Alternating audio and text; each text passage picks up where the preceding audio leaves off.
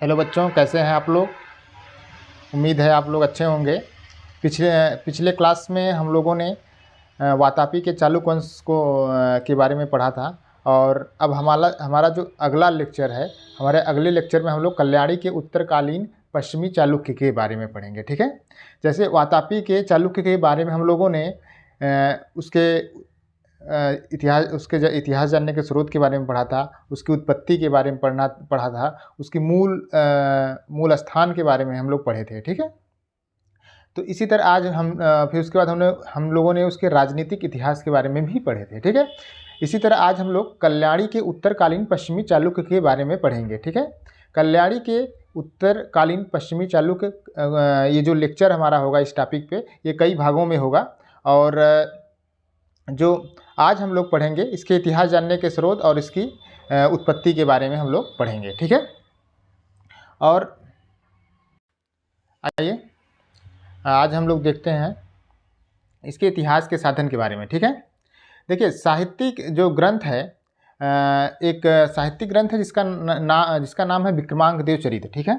इसका नाम है विक्रमांक देव चरित्र। और विक्रमांक देव चरित्र जो है आपका, विक्रमांक देव चरित्र की रचना जो है उस बिल्हड़ ने किया था। किसने किया था? बिल्हड़ ने किया था।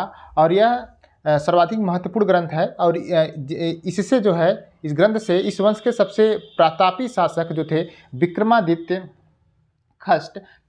खष्ट के जीवन, उनकी उपलब्धियों पर प्रकाश पड़ता है। ठीक है। और इसी तरह दूसरा जो ग्रंथ है वह है रन्न का गदा युद्ध। इसके बारे में हम लोग पढ़ चुके हैं, रन्न का गदा युद्ध। और रन्न के गदा युद्ध से भी इस काल के सामाजिक जीवन की जानकारी हमें मिलती है। ठीक है। और इसके अतिरिक्त इस वंश के राजाओं, उनके सामंतों के कन्नड़ भाषा में लेखों से तत्कालीन इतिहास पर भी प्रकाश हमको पड़ता है। ठीक है। इसी तरह एक लेख है विक्रमादित्य खष्ट का, विक्रमादित्य खष्ट का लेख है जिसका नाम है कैथोल लेख। इसमें कहा गया है, इसमें क्या उल्लेख किया गया है कि इसमें 59 चालुक्य राजाओं ने अयोध्या में राज्य किया था। कितने राजाओं ने? 59 चालुक्य राजाओं ने अयोध्या में राज्य किए थे। ठीक है। फिर वे राज्य करने के बाद दक्षिण चले गए थे। ये कौन कह रहा है? विक्रमादित्य खष्ट के कैथोल लेख में कहा गया है। ठीक है। और कहा गया कि जयसिंह बल्लभ ने राष्ट्रकूटों को पराजित कर अपने वंश का पुनरुद्धार किया था।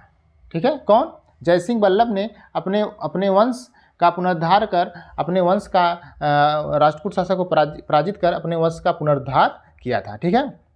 गदा युद्ध में कहा गया है कि सत्याश्रय और जयसिंह को अयोध्या का शासक बताया गया है। किसको?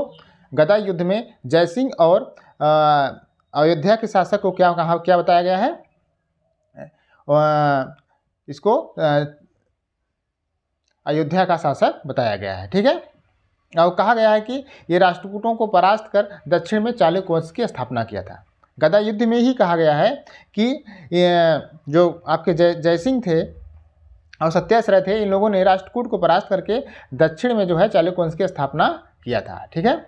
और इसी तरह विक्रमांक देव चरित्र में कहा गया है, पृथ्वी से नास्तिकता को समाप्त करने के लिए ब्रह्मा ने अपने चुल्लुक से एक वीर पुरुष को उत्पन्न किया और इसी ने चालुक्य वंश की स्थापना की।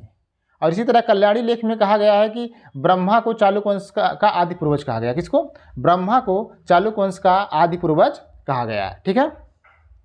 ये परवर्ती लेखों में भी इसका संबंध बादामी के चालुक्य वंश के साथ स्थापित किया जाता है। और कहा जाता है कि इसे विक्रमादित्य द्वितीय के छोटा जो भाई था जिसका नाम अज्ञात है, किंतु उसकी उपाधि भीम पराक्रम थी और उसी का वंशज इनको बताया गया है। ठीक है। इसी तरह चालुक्य कन्नड़ देश के मूल निवासी थे। चालुक्य जो थे वह कन्नड़ देश के मूल निवासी थे। और इनका जो इनका संबंध कहीं और से जोड़ना वह काल्पनिक लगता है। ये विद्वानों का मत है। वे वातापी के चालुक्य कुल से ही संबंधित थे। यानी कहा जा रहा है कि ये जो विभिन्न साहित्यिक स्रोतों या अभिलेखों में जो कहा गया है कि इनका संबंध अयोध्या से था, इन्होंने अयोध्या में शासन करने के बाद ये दक्षिण चले आए थे, ऐसा कुछ नहीं था। विद्वान मानते हैं कि ये वातापी के ही वंशज थे। ये वातापी के वंशज थे। बाद में इनका एक अलग राज्य था, राज्य के नाम से पश्चिमी क्या वातापी का राज्य से पश्चिमी क्या चालुक्य राज्य से शासन करने लगे थे। ठीक है। तो दोस्तों ठीक है, ये स्क्रीनशॉट ले सकते हैं आप लोग चाहें। और या इसके बाद हम छोटा सा आज हम कर रहे थे आज तो इसके बाद हमारा अगला लेक्चर होगा। ठीक है, थैंक यू।